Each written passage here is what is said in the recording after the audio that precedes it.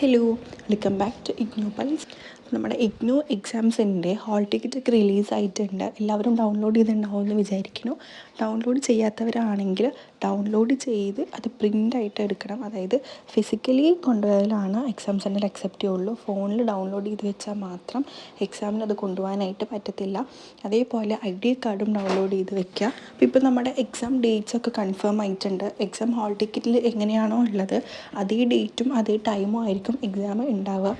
പിന്നെ കുറേ പേർക്കുള്ള ഒരു ഡൗട്ടാണ്, ഞാൻ സെലക്ട് ചെയ്ത എക്സാം സെൻറ്റർ അല്ല എനിക്ക് കിട്ടിയെന്നുള്ളത്. ഇനി അങ്ങനെ വേറെ സെൻറ്റർ കിട്ടിക്കഴിഞ്ഞാൽ അത് ചേഞ്ച് ചെയ്യാൻ പറ്റുമോ? കുറേ ലോങ് ആണ് എക്സാം സെൻറ്റർ കിട്ടിയത്, അപ്പം അതുകൊണ്ട് ഇനി സെൻറ്റർ ചേഞ്ച് ചെയ്യാൻ പറ്റുമോ എന്നൊക്കെ ഉള്ളത് കുറേ പേര് ചോദിക്കുന്നുണ്ട്.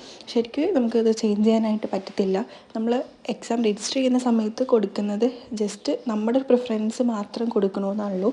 അതേ സെൻറ്റർ കിട്ടണമെന്ന് യാതൊരു നിർബന്ധമല്ല.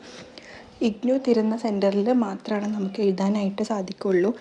അപ്പം സെയിം സെൻറ്റർ കിട്ടിയവർക്ക് സന്തോഷിക്കാം, അല്ലാത്തവർ ഇത് അക്സെപ്റ്റ് ചെയ്തേ പറ്റത്തുള്ളൂ. നമുക്കത് ചേഞ്ച് ചെയ്യാനായിട്ട് ഒരു ഓപ്ഷനും ഇല്ല.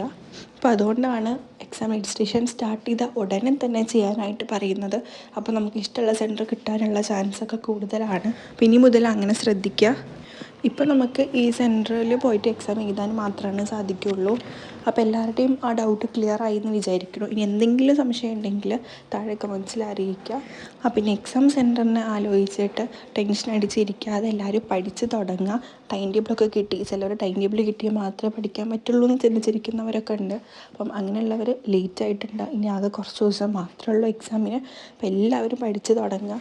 അപ്പോൾ നിങ്ങൾക്ക് പഠിക്കാൻ വേണ്ടിയിട്ട് എന്തെങ്കിലും മെറ്റീരിയൽസ് ആവശ്യമുണ്ടെങ്കിൽ നമ്മളെ കോൺടാക്റ്റ് ചെയ്യുക. ഷോർട്ട് നോട്ട്സോ പ്രീവിയസ് ഇയർ ക്വസ്റ്റ്യൻസോ അങ്ങനെ എന്തെങ്കിലും ആവശ്യമുണ്ടെങ്കിൽ നമ്മളെ കോൺടാക്റ്റ് ചെയ്താൽ മതി. ഇനി ഇതുപോലത്തെ ഇഗ്നോ കോണ്ടൻറ്റ്സിനായിട്ട് നമ്മൾ ഫോളോ ചെയ്യുക.